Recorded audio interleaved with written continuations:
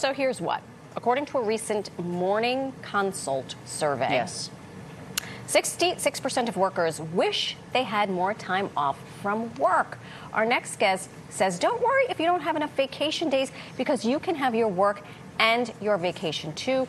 It is called a workcation. I am all ears. Hello. Joining us now to explain the art of the workcation and why it is beneficial to our mental health is HR expert and bestselling author of Wonderhell, Why Success Doesn't Feel Like It Should, and what to do about it. Laura Gassner Otting, welcome to the show. Hi, thanks for having me. Laura, you said you go by LGO. LGO. Your friends call you LGO. Yes, my friends call me LGO. Can we call you LGO? Absolutely. Okay, 'cause LGO. we have a lot of questions. First and foremost, what is a workcation? So a workcation is when you combine your work and your vacation. So in this world of hybrid working, if you have the opportunity to, you can take your work to a remote, exotic vacation spot and work from there. It's work and it's vacation. It's a workation. And did you call Webster? Because are we adding that? It'll be next the word year's for word of the 2025. year. Now, this works for some people. I actually know a couple who is doing this. Their last child graduated high school, and they are traveling the world because they can work remotely.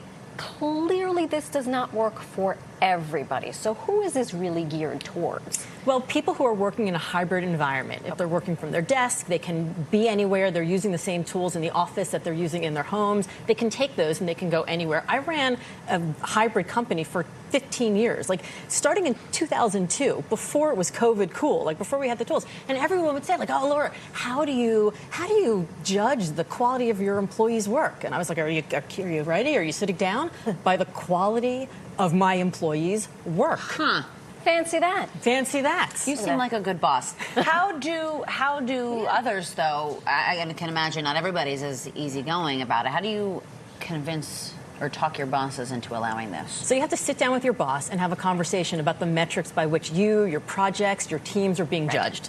Have a conversation, be really explicit about what the metrics are going to be, and then have a second conversation about how often you're going to communicate. When will they hear from you? When will they see you? If you're in a client-focused business, make sure when those client calls happen, you're in a quiet place. If you're doing team calls, don't do them from the pool. Maybe be outside, you have the pool in front of you, but maybe not behind you. So just remember how you're going to be perceived by other people and make sure that you're putting their needs before yours. Okay. But also remind your boss that we do better work when we're relaxed, Well, when we're calm, when we're creative. Well, that's our next question. What are the mental benefits to changing your environment when you are working?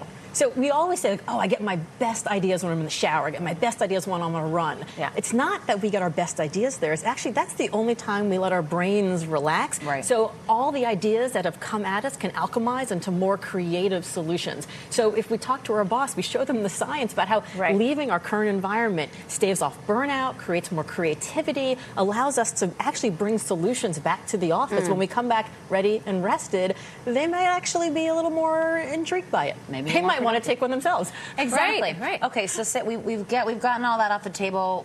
We're there. We're in Aruba or wherever it may be. How do we avoid feeling like we're in this tropical paradise, for example? How do we avoid feeling like we have to just be working all the time? Yes. Like, how do you do the work-life balance from the beach? Yeah, especially when you're tethered to your phone, right? The internet connection all the time. So my favorite trick is to change time zones. So we're here in New York. If you're on the East Coast, go to the West Coast. You wake up early, you get the work done by 2, 3 o'clock. Everyone on the East Coast is gone. Yeah. They're at happy hour, and you get the rest of the day to explore and have a great time by yourself. You need a Nobel She's smart. Prize. She should write a book. I have a question that's a little off script, because you said you ran a company. Yes. In hybrid. I think about, we have interviewed so many entrepreneurs, so many people who run their own companies. Can a boss have a workcation? Did you have a workcation? Not only can a boss have a workation, but a boss can role model a workcation. So if a boss is still able to show up for their people and show up for the clients in a way that actually matters. I had a business partner who lived in Moscow because that's where her husband's work was. And one time one of our clients said, you live in Moscow? We've been working together for a year. How did I not know? And she said, because you never needed to. Right. Because it never mattered to you. Doesn't matter.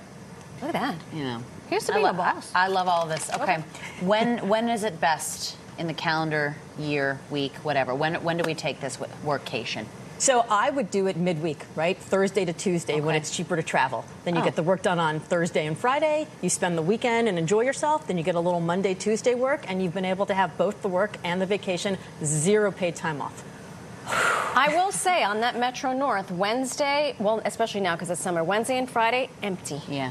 People are working from They're home. on a workcation. They're on their workation. Yeah, exactly. They may be working from home. They may be working from a vacation home. They might be working Who from knows? Saint-Tropez. WFVH.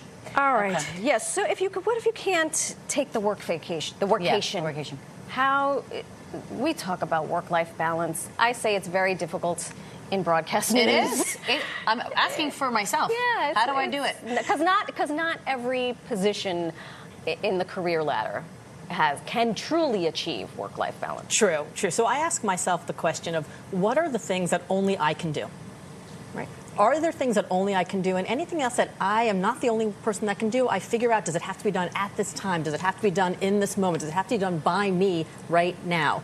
So we're able to actually bring our life more into our work day if we say, you know what, I can go to my kid's soccer game at 3 o'clock in the afternoon because this thing doesn't have to be done immediately right now, even though it's at the top of my inbox. Right. So it's a great way to balance bringing your life into your work as opposed to just spending all of your work where you should be spending your life. Huh.